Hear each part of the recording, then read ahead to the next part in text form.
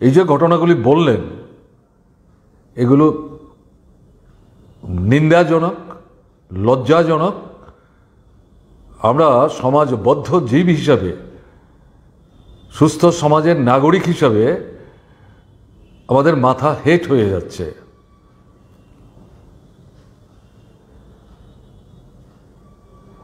এবং যারা অপরাধী,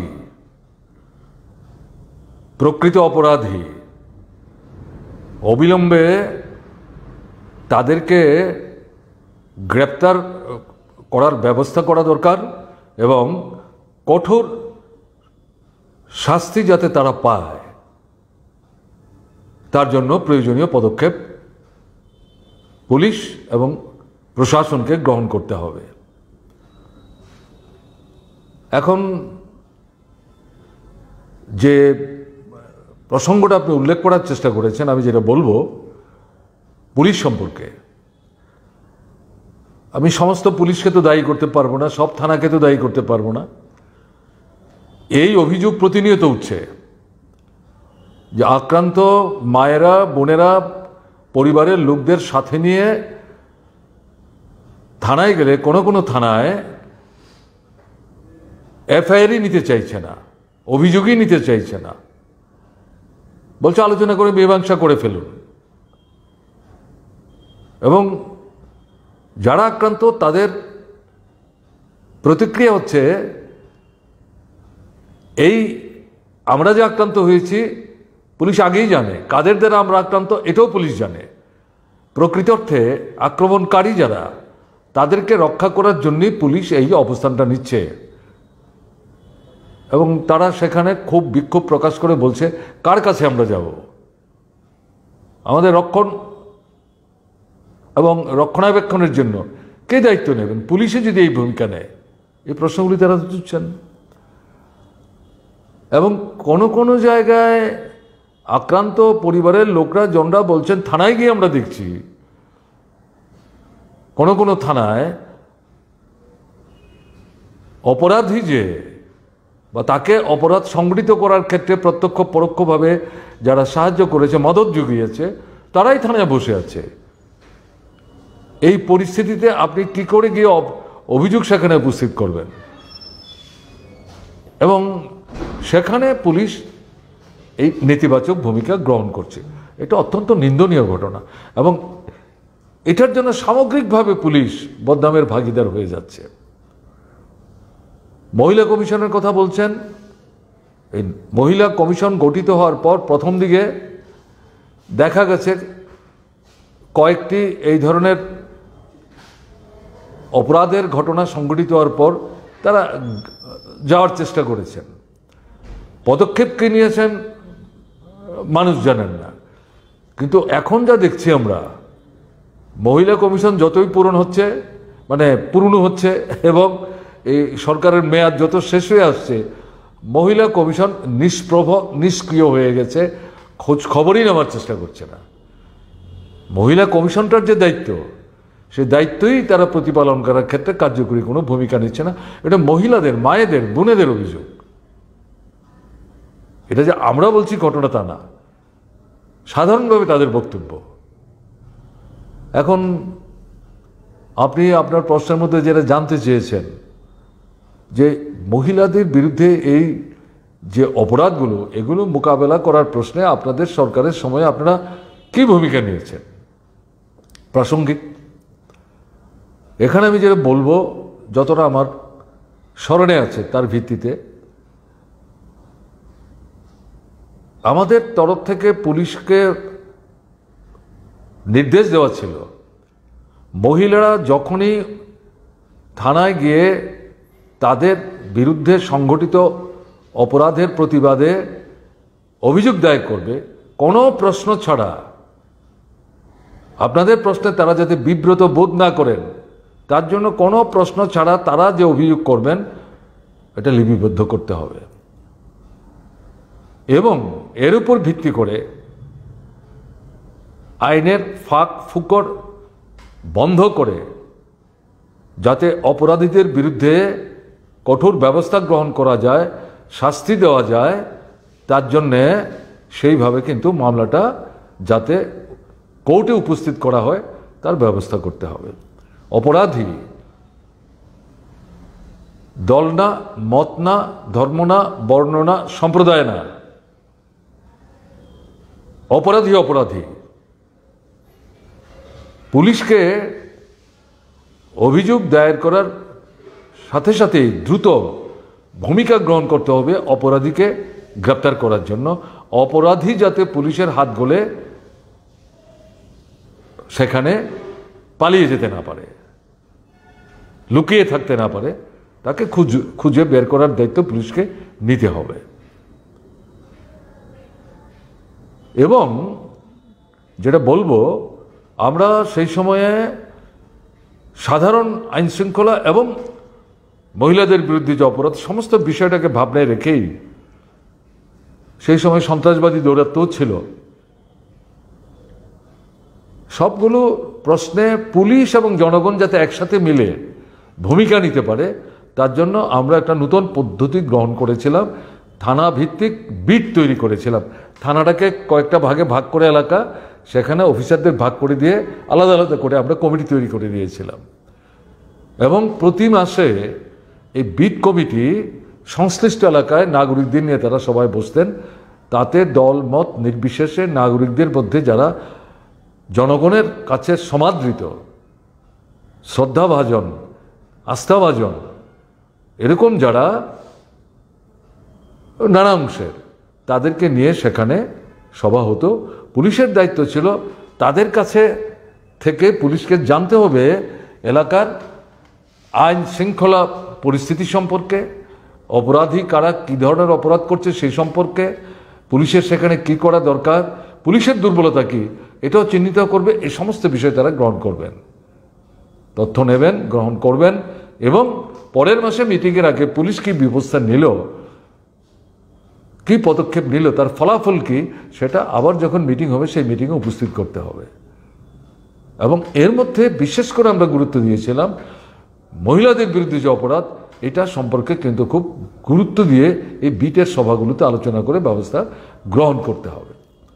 আর যেটা ছিল, যারাই আক্রান্ত হতেন মহিলারা, তাদেরকে সরকারের দিক থেকে চিকিৎসা থেকে শুরু করে সমস্ত দায়িত্ব সরকার গ্রহণ করত এবং তারা যাতে আবার স্বাভাবিক জীবনযাত্রা শুরু করতে পারেন তার জন্য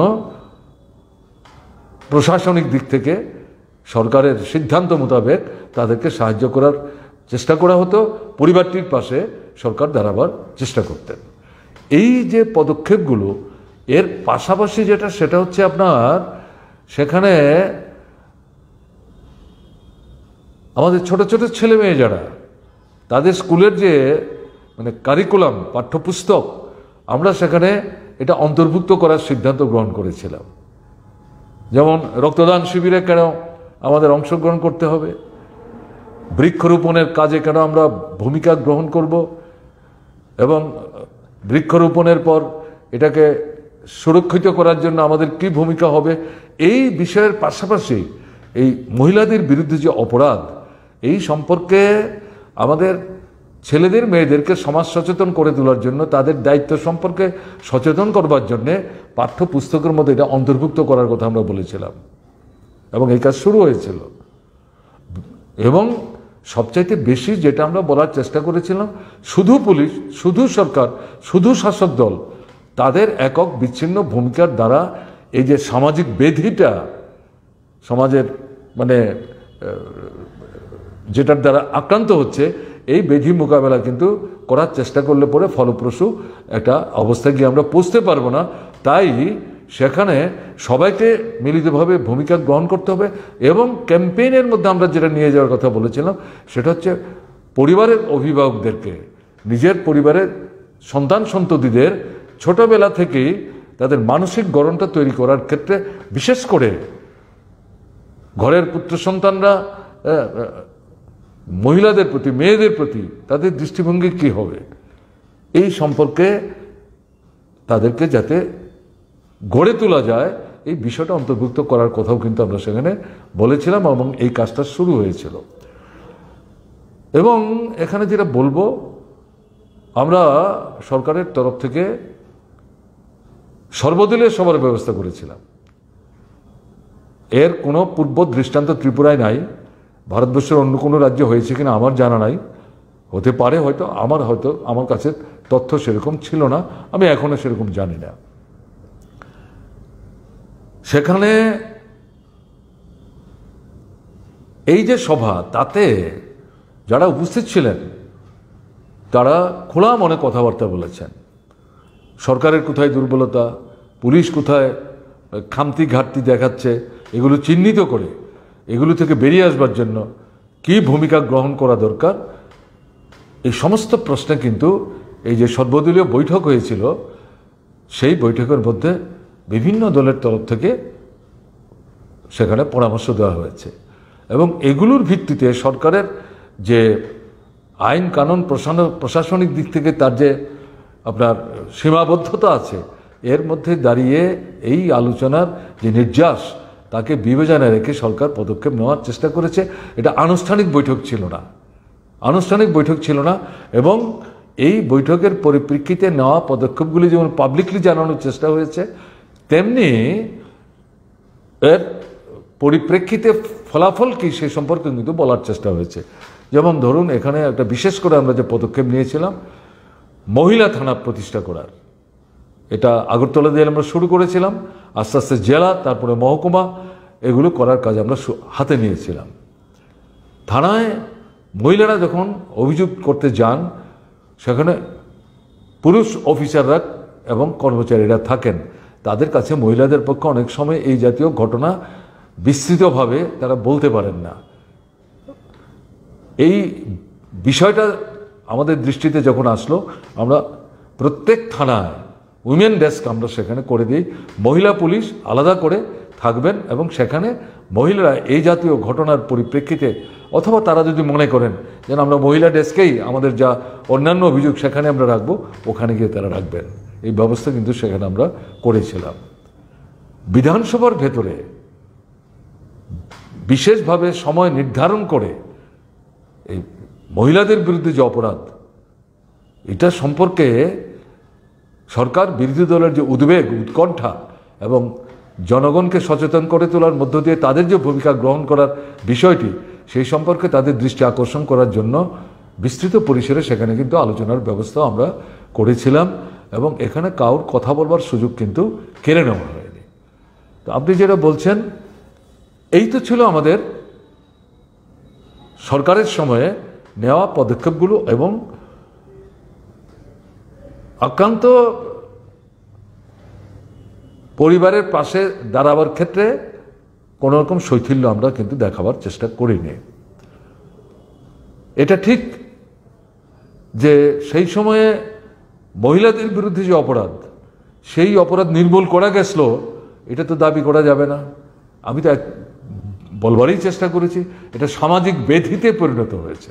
কিন্তু এ কথা বলে সরকার, প্রশাসন এবং আমরা যারা সমাজবদ্ধ মানুষ, আমরা তো আমাদের দায়িত্ব সেখানে কিন্তু অবহেলা করতে পারি না, আমাদেরকে কিন্তু দায়িত্ব নিতে হবে।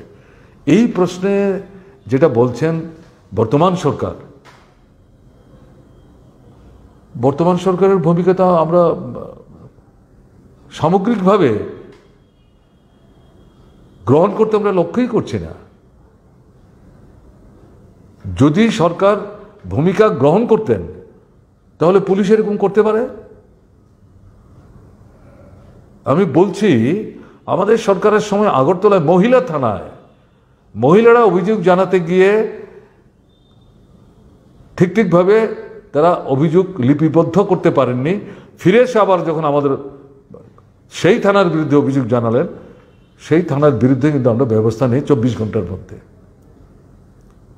এখন তো এরকম অভিযোগ উঠছে, সাধারণভাবে থানাগুলির বিরুদ্ধে কোথায় কোনো ব্যবস্থা নিচ্ছে না। তো মহিলা কমিশন, আমাদের সরকার থাকার সময়ে মহিলা কমিশন যখনই কোনো অভিযোগ এই নারীদের বিরুদ্ধে অপরাধজনিত তাদের দৃষ্টিতে আসতো, তারা সেখানেই দলবদ্ধভাবে ছুটে যাওয়ার চেষ্টা করতেন, আক্রান্তের সাথে কথা বলতেন, পরিবারটির সাথে কথা বলতেন, আশেপাশের মানুষের কাছ থেকে খোঁজ খবর নেওয়ার চেষ্টা করতেন, সংশ্লিষ্ট এলাকার থানার সঙ্গে যোগাযোগ করতেন, তারা কি পদক্ষেপ নিয়েছেন তারা জানবার চেষ্টা করতেন, এবং সব মিলিয়ে তারা যেখানে মনে করতেন যে পদক্ষেপ যথেষ্ট না, আরও এই পদক্ষেপ গ্রহণ করা দরকার এবং পুলিশের পদক্ষেপ গ্রহণের ক্ষেত্রে ঘাটতি আছে, খামতি আছে, এগুলো ঊর্ধ্বতন কর্তৃপক্ষের দৃষ্টিতে তারা নিয়ে আসতেন। এমনকি সরকারের মন্ত্রীদের কাছে, স্বরাষ্ট্র সচিবের কাছে, চিফ সেক্রেটারির কাছে, মুখ্যমন্ত্রীর কাছে তারা যেতে কিন্তু কোনো রকম সেখানে সংকোচ বোধ করতেন না, এবং যাদের কাছে যেতেন তারাও কিন্তু কথা শুনতেন। কিন্তু আমাদের এখানকার বর্তমান যে আপনার মহিলা কমিশন, সেই মহিলা কমিশন তো সেই ভূমিকা নিতে পারছে না।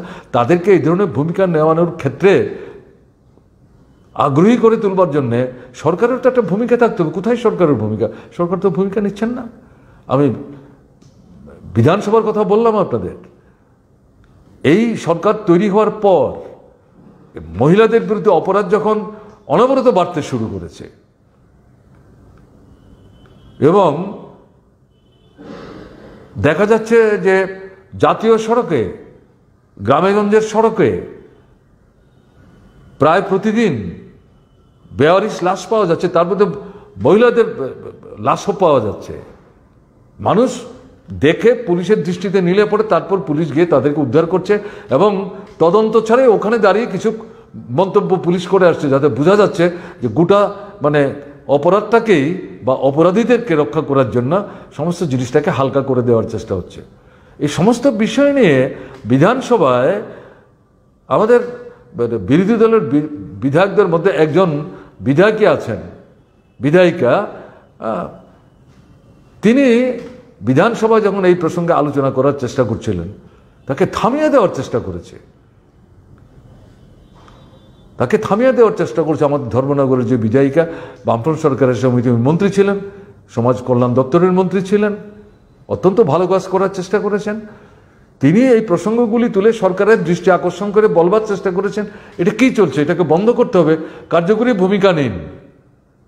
দেখা যাচ্ছে শাসক দলের বিধায়কদের, আমি তো সবার কথা বলছি না, একটা অংশ রেড়ে করে এই মহিলার বিরুদ্ধে ঝাঁপিয়ে পড়বার চেষ্টা করলেন, তার কণ্ঠ স্তব্ধ করে দেওয়ার চেষ্টা করলেন।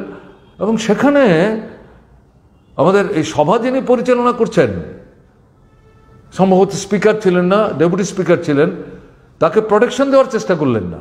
মুখ্যমন্ত্রী বসে আছেন গালে হাত দিয়ে, অন্যান্য মন্ত্রীরা বসে আছেন, তার মধ্যে এক দুজন তো বয়স্ক লোক, তারা তাদের দলের সদস্যদের এই যে ভূমিকা, তাদের বিরুদ্ধে কোনো কথা বলছেন না। শেষ পর্যন্ত সেখানে প্রতিবাদে বিক্ষোভ প্রকাশ করে বিরোধী দলকে এই যে তাদের ভূমিকা, এই মহিলা বিধায়িকাকে এইভাবে হেনস্থ করার চেষ্টা করছে, একটা সঠিক প্রশ্ন উত্থাপন করার কারণে প্রতিবাদ করে আমাদের কিন্তু সেখান থেকে ওয়াকআউট করে বেরিয়ে আসতে হয়েছে। তারা যেন মনে করেছে যে আমরা ওয়াকআউট করে বেরিয়ে আসলাম, তারা রেহাই পেল, আলোচনাটা শুনতে হলো না। এই হচ্ছে সরকারের দৃষ্টিভঙ্গি। তাহলে আপনি যেটা বলছেন এর থেকে বুঝে নেওয়ার চেষ্টা করবেন কি সরকার চলছে। এটা অপরাধীদেরকে চুপ করে থেকে পরোক্ষে প্রশ্রয় দেওয়া হচ্ছে। এখন কি দেখছি আমরা, এই সরকার আসার পর প্রথম দিকে স্লোগান দিলেন নেশামুক্ত ত্রিপুরা করতে হবে। এখন আমরা কি দেখছি, এই যে অপরাধগুলি সংগঠিত হচ্ছে মহিলাদের বিরুদ্ধে, কারা সংগঠিত করছেন এর থেকে পরিষ্কার। এবং এর মধ্যে যে অংশটা অল্প বয়স তো তাদের কম। কোথায় নেশামুক্ত ত্রিপুরা? যুবকরা যাতে যে প্রতিশ্রুতি দিয়ে তারা সরকারে আসলেন, প্রলোভনের ফাঁদে পেলে কিছুই করছেন না, এগুলো নিয়ে এই যুবকরা যাতে কথা বলতে না পারে, আঙুল তুলতে না পারে, প্রশ্ন করতে না পারে, প্রশ্নের জবাব চাইতে না পারে, তার জন্যে তাদেরকে আপনার নেশায় ডুবিয়ে রাখার চেষ্টা করছে, প্রত্যক্ষ পরোক্ষভাবে বিপদগামী করছে। এবং এদেরই তো একটা অংশ এই সমস্ত অপরাধের মধ্যে যুক্ত হয়ে যাচ্ছে। আপনি এখানে বলেছেন মন্ত্রীর পুত্রের নাম উঠেছে, শাসক দলের লোকের নাম উঠেছে। আমি দেখুন মন্ত্রীর পুত্র না আত্মীয় স্বজন সে নিয়ে আমি প্রশ্ন তুলতে চাইছি না। শাসক দলের লোক না শাসক দলের লোক না প্রশ্নটা তা না। আমাদের যুবকদেরকেও তো রক্ষা করতে হবে, তাদের উপলব্ধির মধ্যে তো এটা আনতে হবে। কে আনবে? এই সরকার। এই কারণে তো জনগণ থেকে সরকারটা বিচ্ছিন্ন হচ্ছে। তাদের দুষ্কর্মের ঢাকবার জন্য, ব্যর্থতা ঢাকবার জন্য, ফ্যাসিস্ট সুলভ যে সন্ত্রাস চলছে, এটার উদ্দেশ্য এটা বিরোধীদের কণ্ঠস্বর স্তব্ধ করা, ব্যক্তি স্বাধীনতা হরণ করা, সংবাদ মাধ্যমের স্বাধীনতা হরণ করা, ভোটের অধিকার হরণ করা, লুণ্ঠন। এগুলো কি?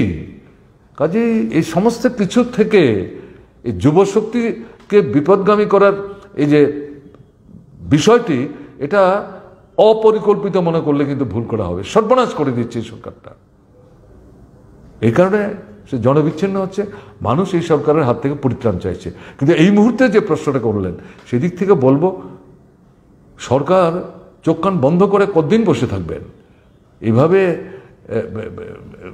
দায়িত্ব এড়াতে পারবেন? আপনারা দায়িত্ব এড়াবার চেষ্টা করলে মানুষ তো আপনাদের ক্ষমা করবে না। মানুষ আপনাদের ক্ষমা করবে না।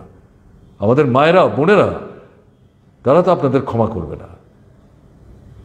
সচেতন মানুষ, গণতান্ত্রিক চেতনা সম্পন্ন মানুষ, তারা তো আপনাদের ক্ষমা করবে না। এটাই বক্তব্য।